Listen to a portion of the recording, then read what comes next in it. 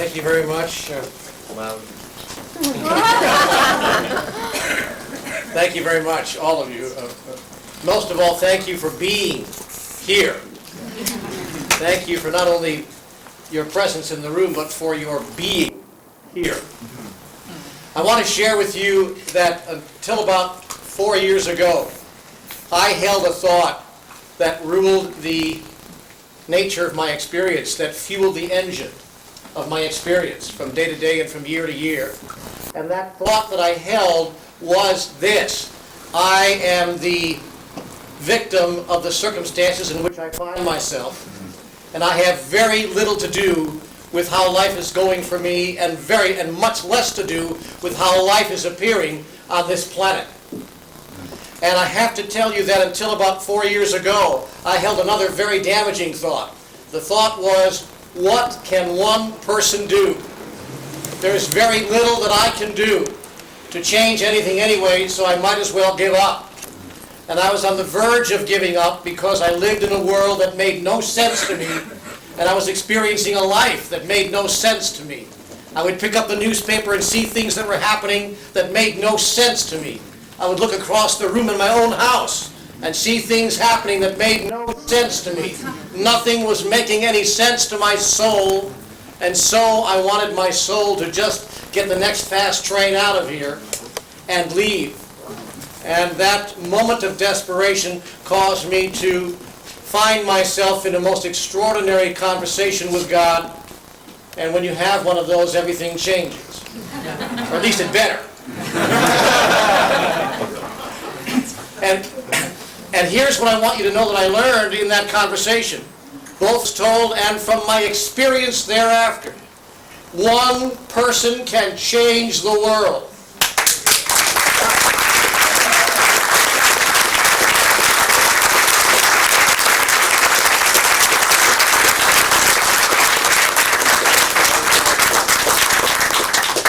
One idea can change the world. One thought can change the world. One new movement in a new direction can shift everything for the lot of us, and it doesn't take but one of us to make that decision. And so I decided that I needed to become that one. Now, this is a very risky thing for me to say. And for those of you who don't understand what I'm trying to say tonight, it might even come off as being a little bit egotistical, a little bit edgy, a little bit too far out for a man of God. But I come here tonight to share with you my individual truth. I intend to change the world.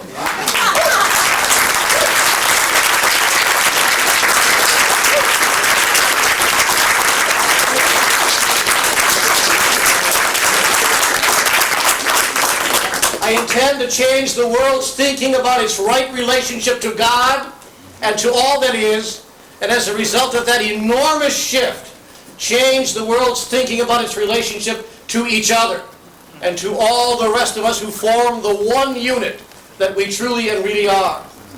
I have been given an enormous truth, a truth so simplistic that for the first 6 months I was too embarrassed to share it with anyone. Because I thought if I shared it, they'd say, this guy is so naive. He's so simplistic. Boy, is he behind the 8 ball on this one. But here was the truth I was given, and its implications are so astonishing that they will change the world. The truth I was given in 4 words. We are all one. There's only one of us. And if we chose to live from that place of truth and from that enormous wisdom in every choice, in every decision, in every action, in every thought, word, and deed, everything would shift overnight. Then I was given another truth, perhaps even more astonishing than the first from a purely physical point of view. A truth given to me in 2 words. There's enough. You see, there's enough of everything we think we need to be happy, and the only reason it doesn't seem like there's enough is that with all the wisdom, with all the intelligence, with all the understanding, with all the improvements, with all the forward motion the human race is said to have made, we have still not solved the most fundamental problem of our experience on the planet, And that fundamental problem is how to make sure that I don't have to have at the cost of you having not. How to make sure that I don't have to make my home better at the cost of spoiling the home for all the rest of us. And then I was given a third and final truth. And that final truth was this: a spirituality and a belief merely held and not shared, merely held and not lived, merely held and not acted upon, is a spirituality not believed in at all. It is a false spirituality. I thought long and hard about whether I should stand up in public in favor of or endorsing any political movement or any political party, because it felt like at some level or another I would spoil my credential as a person who was bringing a message that had to do with God's involvement in our life. You can't imagine how many letters I've received. Hundreds of letters from people asking me, how could God have written book 2? They got book 1 and they got book 3. But how could God have written book 2? Because book 2 deals with politics. It deals with education. It deals with our social structure. It deals with our economic structure worldwide. And letter after letter poured into me saying, these are your points of view, not God's, because God wouldn't have these points of view. What an extraordinary thought, that while God is concerned with and involved in and a part of all of us, she wouldn't be concerned with any of this.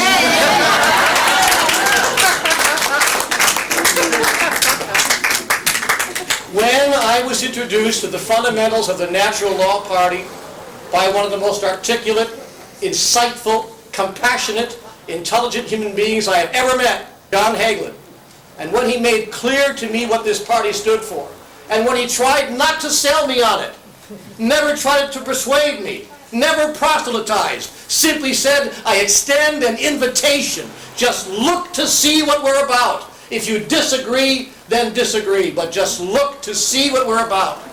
And I accepted his invitation. I read what the Natural Law Party was about, and I could find nothing in there with which I disagreed.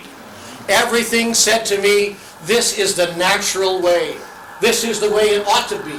Not this is the way it ought to be, in fact. This is the way it is. And our problem is we're not recognizing that.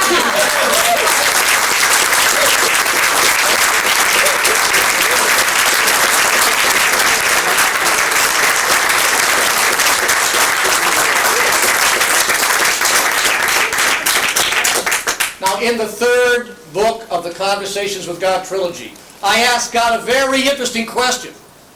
And this is fascinating because I happen to know for a fact John hasn't read book 3 yet. More's the pity.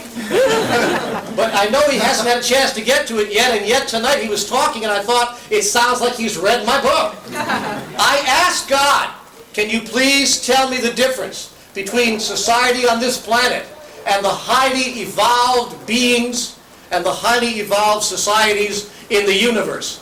First of all, I asked him, are there such societies? He said, yes, but not here. Not quite, not yet. See, God has a great sense of humor. Better than some of you, obviously. But in any event, I said, if there were a highly evolved society in the universe, what would it be like? Just tell me. And here's the answer I got. It was so simple. It was so incredibly clear, I could hardly believe it. He said, in the highly evolved societies of the universe, the beings have only 2 watchwords. What's so and what works. Just look to see what's so and then do what works. And I said, well, we do that on this planet. And he said, I'm afraid you don't. You see what's so, and then you don't work. You see that what's so is that, for instance, sitting children down for hours a day in front of little white square boxes with moving pictures on it creates a state of mind that causes 8-year-old and 6-year-old children to push 3-year-old children out of windows in Chicago. You know what the effect of that little box in the corner is, And you do what works by controlling it and controlling the program that goes on it, right? Wrong. You know what ingesting certain materials does to your body. You know what continuing the smoke will do. No one has to convince you of that. You know the effects of that. And so you all simply stop smoking, right? Wrong. You know what despoils your political system. You know what money does in the political system. You know what special interests do, and so you eliminate any possibility of that, right? Wrong. And so we see what works and do nothing about it. Until tonight. For tonight is the beginning of a new opportunity for all of us. It's a chance to recreate ourselves anew in the grandest version of the greatest vision we ever held about who we are. Tonight is the time that we start anew, just as they started anew many, many hundreds of years ago, in many, many places on this planet, as we have sought to create and recreate anew our next grandest version of who we are collectively. One of the most astonishing things I was told in conversations with God was this: every act is an act of self-definition. Every choice is an announcement of who we are, individually and collectively. So I've come here tonight to urge you, to encourage you, to ask you, at some level, maybe even to beg you, make a better choice. I know where your thoughts are about this country and about how life could be lived here. Don't leave this room feeling that because this group, energetic as it is relatively small, we don't have the power to change things and change things forever. Understand that we do, and that in you rests the power and the opportunity, and that this is the magic moment. George Bernard Shaw said it at the beginning. Bobby hated it before he left because he said it too loudly. And I will say it again tonight. There are those who see the world as it is and ask why. And there are those who see the world as it could be and ask why not. Tonight, be the answer to the question, why not? God is calling you to the grandest version of life you ever felt in your soul. Don't turn away from it. This natural law party is spirituality made political. Let's do it.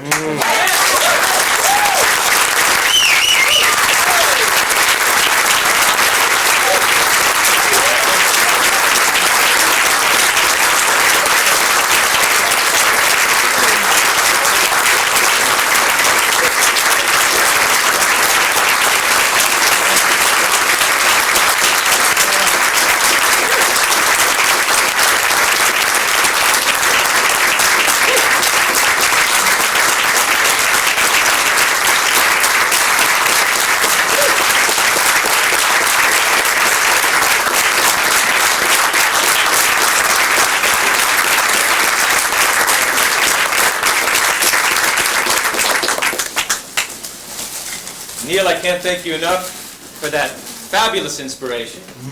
Harold had said Secretary of State. How about benevolent dictator?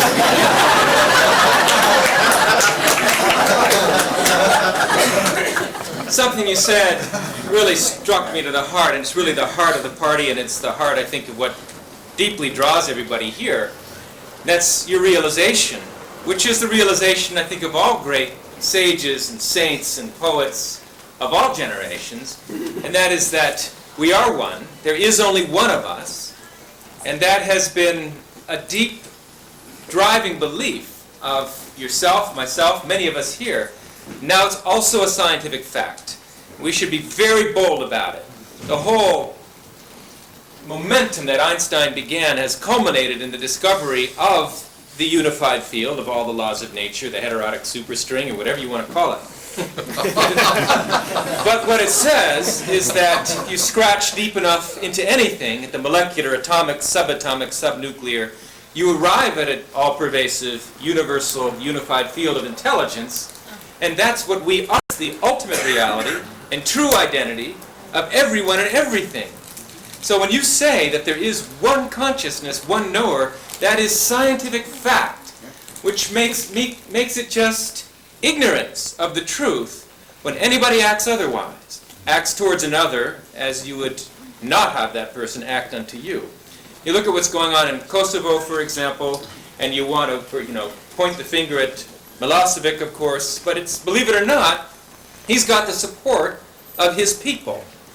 And it's critically important to understand that there is deep ignorance in the world and deep-seated stress, particularly in certain hotspots in the world. The Natural Law Party has the means to address that and basically to apply the ointment of knowledge, you could say, to those injuries, so that people spontaneously begin to act rightly. It is a fortunate fact from recent scientific discoveries in physiological and neurophysiological science, cognitive science, brain science, that it's the natural state of functioning of our nervous systems to be unbounded, to be universal, to be global. But when the individual becomes either highly stressed or through an educational system that emphasizes differences and force feeds knowledge at the expense of development of total brain functioning, we get trapped into a narrowness of vision that allows us to not see the reality through our eyes, through our ears, through our senses, that you and I are one. Because if we can simply see that reality, which is what the brain physiology is really designed to do, then you cannot act in a way that creates harm for your environment and for your society. Anyway, the Natural Law Party believes so fundamentally in education because our national problems really originate there and ultimately will be solved there. So I really, really applaud your nationwide campaign to awaken the country. You do it with fabulous eloquence and power. It's just terrific to have you among us.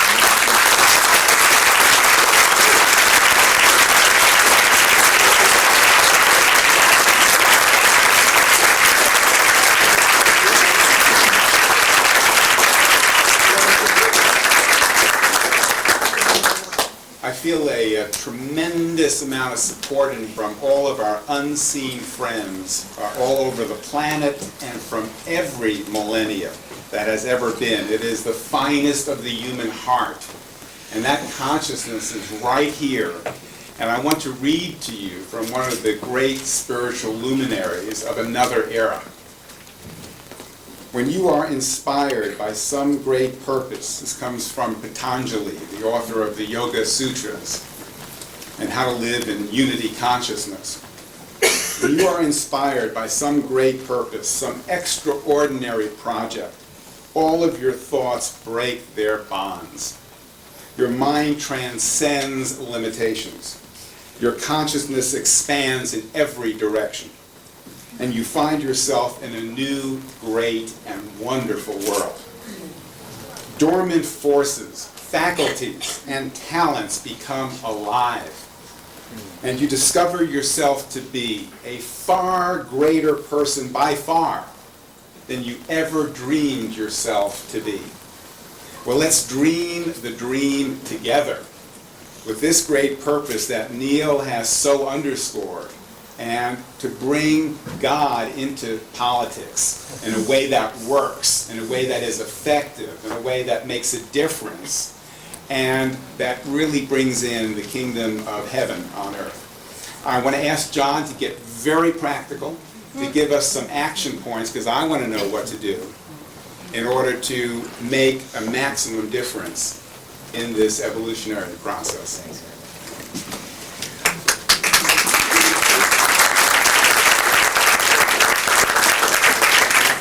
Well, the most powerful thing I think anybody can do, and people will always say, well, that's great, but certainly not me. But don't say that too quickly. The most powerful thing anybody can do is to assume ownership for this party and stand up and be a candidate and a spokesperson for these principles and very thoroughly developed platform, which is just common sense and will receive profound support from the people around you. I rarely had a political thought in my life.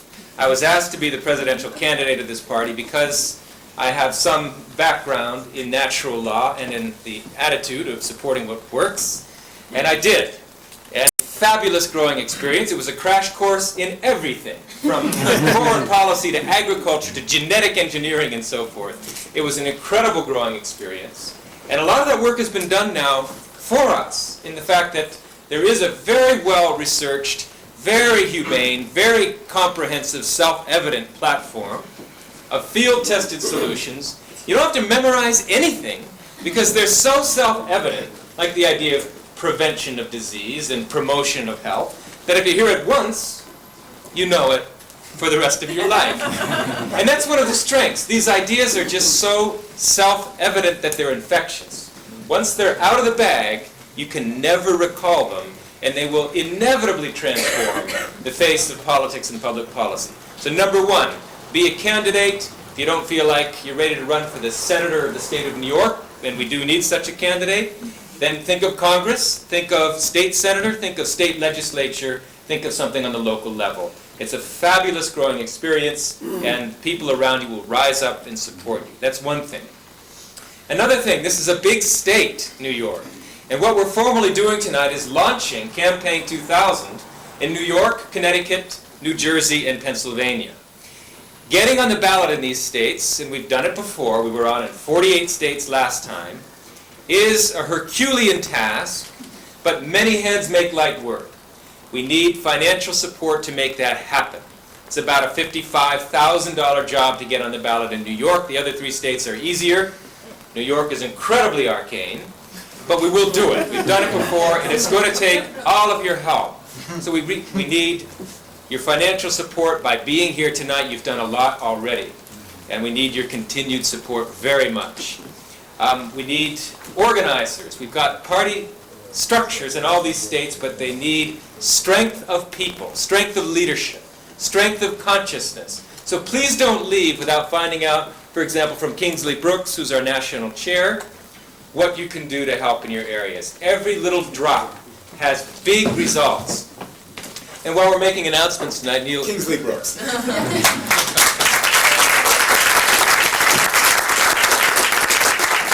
Making introductions, Kingsley Brooks, by the way, has been a tireless, powerful chair for this party on as a volunteer job, and he has been at it for years and built this into a national party. Tremendous achievement. Anyone who's been involved in third-party politics knows what it takes to get federal matching funds, to get ballot access, to qualify for national party status. It's very difficult.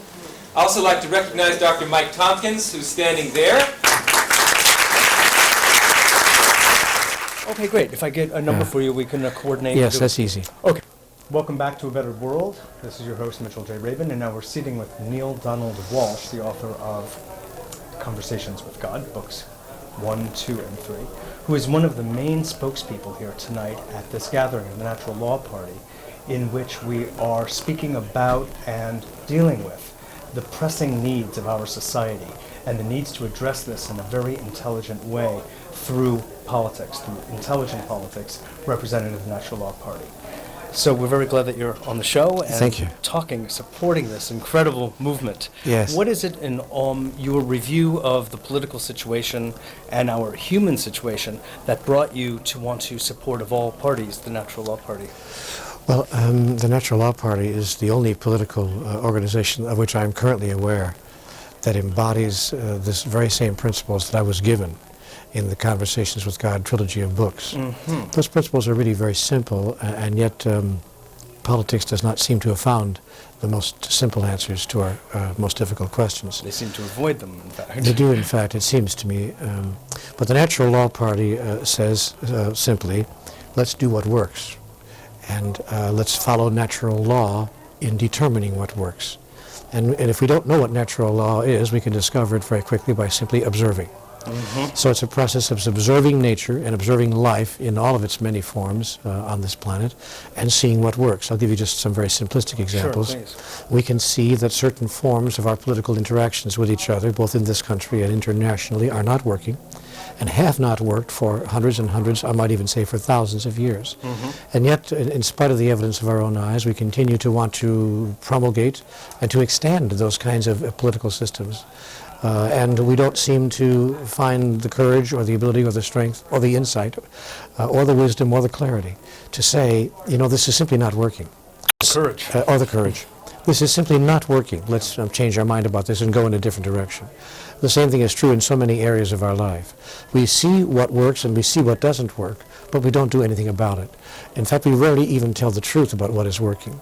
What intrigues me about the Natural Law Party, and we certainly don't tell the truth about what is not working, what intrigues me and inspires me about the Natural Law Party, frankly, is that it does, in fact, observe closely what works in all areas of our life, in our economics, in our educational system, in our society in general, in our political constructions, in all of it, really. Yes. It makes a very clear statement of what does and does not work, and then it stands for what works and says, let's just simply do what works, and let's not do what doesn't work any longer. Again, I say that might seem like a simplistic political platform, but it's so simplistic that it's elegant in its design. It's actually simple, more Yes. than even simplistic, if you Exactly, follow that distinction, exactly. right. Yes, there is a wonderful distinction Yeah. there, and all great wisdom is simple. Indeed. Now, in the face of our current real situation, where politics as usual is based on lobbying, corruption, really, and a perversion of simple truths, how do you see the Natural Law Party actually and effectively interfacing with this world that is really somewhat, actually quite largely distorted? I think that the interface will be one of a change agent. Things have shifted so much in the past 35 years geopolitically around the world in any event. And I think that the year 2000 is going to be really the year of massive shifting and changing all over the world, Yes. in our economics, in our politics, in our social constructions, in our spiritual understandings, and in our political realities. So I see that the interface between the Natural Law Party will be one of a welcome change agent. But I think that right now the human race has lost patience with itself. And we've thrown open the window. Yes. And the Natural Law Party stands as a welcome breath of fresh air. It is a That's for way sure. it is a way to take our highest spiritual understandings and render them functional in a political setting. We can't do without politics of any kind. Sure. It's almost absurd to imagine any kind of sophisticated social system that wouldn't have some political interaction, some political construction, Sure. some political dynamic to it.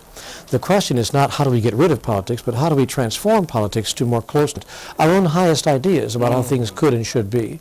I see the Natural Law Party filling that role. Beautifully put. I really want to also just thank you so much for your eloquence in discussing with us all tonight the role of one's own spiritual life relative to the larger body politic. I think that is so critically important to point, because most people these days, it seems, who affiliate with themselves with something called the New Age, rather loosely or specifically, think that they can kind of exist in a spiritual bubble, in a sense, not related to the actual grounded real world.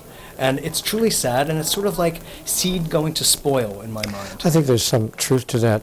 There is a tendency, has been a tendency for so-called New Thought people to be somewhat isolationist and to imagine that their work begins and ends with the transformation of the self. Well, the transformation of the self is a huge part of the work that is being done now on the planet, no question about it.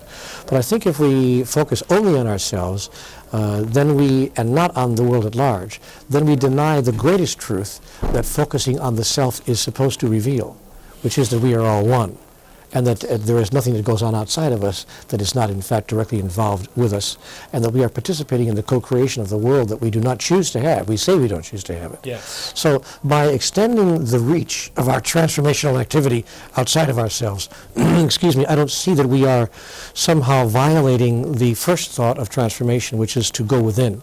Because to touch the world outside is to go within, since transformational thought holds that there is no difference. Yes, indeed. I was going to say, there's no real difference between in and out. It's just a linguistic Exactly, convenience, exactly. So, well, God bless you. Thank you. I feel blessed, and you too. Good. Thank Blessed you so be. much. And we look forward to, I know you're in a bit of a rush right now, but to have you on at greater length so we can talk in more It detail. would be wonderful. Wonderful. Thank you. Absolutely. Thank you.